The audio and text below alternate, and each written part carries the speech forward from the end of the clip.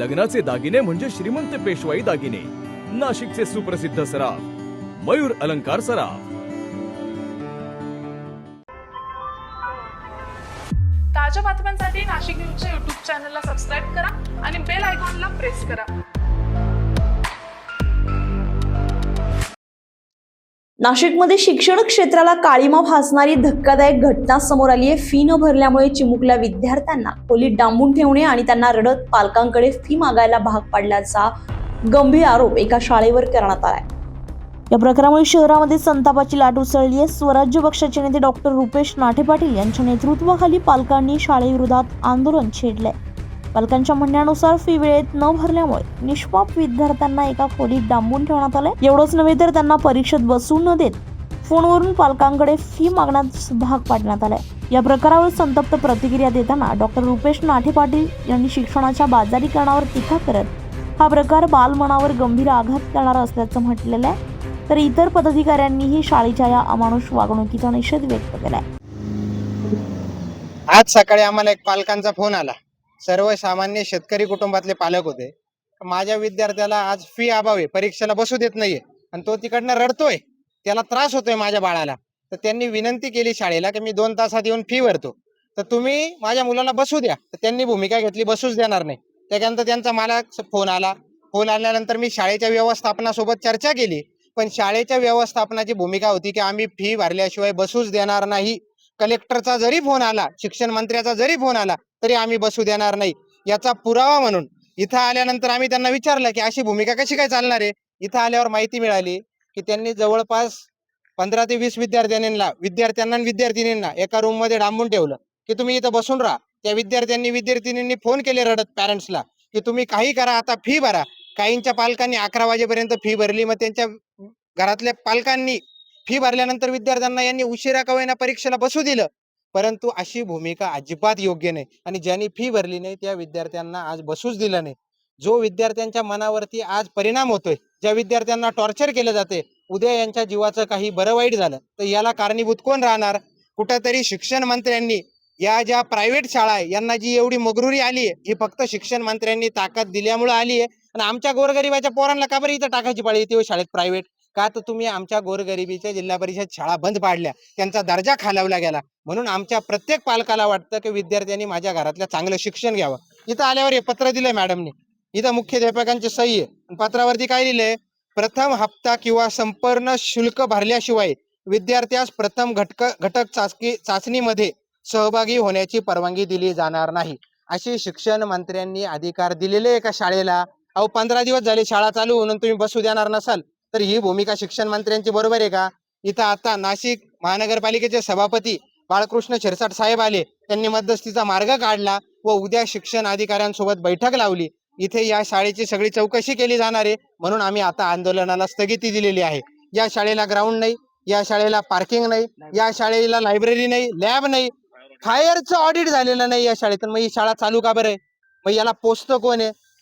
शिक्षण मंत्र्यांना हे म्हणताय आम्ही पैसे देतो म्हणून त्याच्यामुळे लाईव्हला आलेलं आहे. तुम्ही सगळ्यांनी लाईव्ह बघितलं पाहिजे. शिक्षण मंत्र्यांना पैसे देतो आम्हाला सगळे अधिकार स्वतःला आहे. आम्हाला कोर्टात जा तुम्ही म्हणताय भांडायचं असेल तर आमच्याकडे येऊन भांडायचं नाही, अशी यांची भूमिका आहे. उद्या काय सभापती साहेबांच्या मध्यस्थीने कारवाई होईल ही लक्षात घेऊ आम्ही. अथवा आम्ही जिल्हा शिक्षण अधिकारी, शिक्षण मंत्री यांच्याच कार्यालयात दालनात जाऊन आंदोलन करणार आहोत. या शाळेचं नाव आहे फ्लाइंग कलर्स शाळेचं नाव आहे. हे त्यांचं लेटर हेड.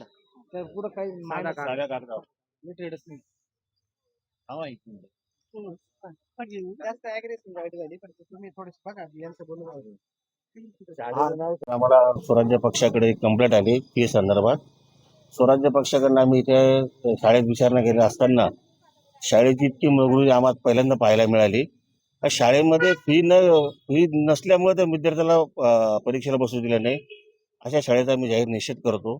उद्या शिक्षण अधिकारी इथे येणार आहेत, त्यांच्या मदतीने काही तोडगा निघाला ठीक, नाही तर स्वराज्य पक्ष इथं आंदोलन उभं करणार, गरीब विद्यार्थ्यांना न्याय मिळवून देणार. दरम्यान या प्रकरणात नाशिकचे सभापती बाळकृष्ण शिरसाट यांनी मध्यस्थी करत शिक्षण अधिकाऱ्यांमार्फत सविस्तर चौकशीचे आदेश दिले. त्यांच्या आश्वासनानंतर स्वराज्य पक्ष आणि पालकांनी चालू होऊन 1 महिना पण नाही झालेला. 1 ते 1.5 महिन्यामध्ये अशी कुठली फीज आउटस्टँडिंग आहे स्कूलकडे. ठीक आहे, प्रत्येक विद्यार्थ्यांना 3-4 महिने तरी कमीत कमी वेळ दिला पाहिजे, कारण का पहिल्याच महिन्यामध्ये पालकांना विद्यार्थ्यांचे बुक्स असेल, युनिफॉर्म असेल, याचा खर्च असतो. आणि आज जर बघितलं तर पालकांची परिस्थिती, आर्थिक परिस्थिती प्रत्येक पालकाची अतिशय गंभीर आहे. तर निश्चित हे शाळेने जे काही पाऊल उचललेलं आहे, विद्यार्थ्यांना एका रूममध्ये थांबवलं आणि पेपर दिले नाही, हे 100% चुकीचं आहे. मी शिक्षण अधिकारी चौधरी मॅडमसोबत पण बोललेलो आहे. उद्या सकाळी 11 वाजेला या ठिकाणी चौधरी मॅडम येणार आहे. तर सर्व पालकांनी तुमच्या ज्या काही समस्या असतील किंवा शाळेसंदर्भात, विद्यार्थ्यांच्या संदर्भात ज्या काही कंप्लेंट्स असतील, तर उद्या तुम्ही सर्व या ठिकाणी या. मी पण येतो पाहिजे तर, आणि आपण सर्व एकत्र बसून शाळेचं जे काही चुकीचा कारभार चाललेला आहे याच्यावर निश्चित शाळा यापुढे कायदेशीर कशी चालेल आणि विद्यार्थ्यांना आणि पालकांना न्याय कसा भेटेल यासाठी आपण शिक्षण अधिकारी थ्रू याचा पाठपुरावा नक्कीच करू. अजून एक शेतकरी माणूस आहे, प्रकल्पग्रस्त आहे. मुकणे डॅम मध्ये माझी पूर्णपणे जागा गेलेली आहे, भूमिहीन आहे. आणि मी त्यांना सकाळी 2 तास विनंती करत होतो की 2 तास मला यायला लागणार आहे वेळ, तेवढाच वेळ मला द्या, मी आल्यानंतर फी भरतो, तुम्ही फक्त माझ्या मुलाला पेपर द्या. ते म्हणे मी तुम्हाला पेपर देऊ शकत नाही मुलांना, तुम्ही या, त्याच्यानंतरच मी पेपर देईन, त्याच्यानंतरच परीक्षा घेईन.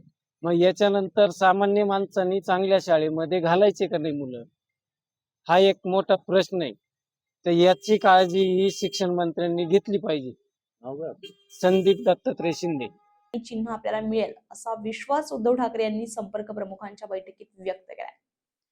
नमस्कार, मी अश्विनी पुरी आणि तुम्ही पाहताय DS न्यूज 24. नाशिकमध्ये आता अत्याधुनिक वैद्यकीय सुविधांमुळे नाक, कान आणि घसा आणि डोळ्यांच्या आजारांवर सुरक्षित आणि अचूक उपचार शक्य झालेत. अशोका मेडिकल हॉस्पिटलमध्ये यशस्वी शस्त्रक्रियांमुळे रुग्णांना नवे आरोग्य आणि नवी दृष्टी मिळते.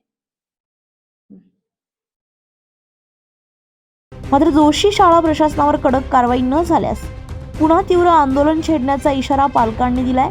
शिक्षणाच्या नावाखाली विद्यार्थ्यांवर अन्याय होणार नाही यासाठी प्रशासन काय भूमिका घेते हे पाहणं तितकंच महत्त्वाचं ठरणार आहे. संजय परमार, नाशिक न्यूज, नाशिक. ताज्या बातम्यांसाठी नाशिक न्यूजच्या YouTube चॅनलला सबस्क्राईब करा आणि बेल आयकॉनला प्रेस करा.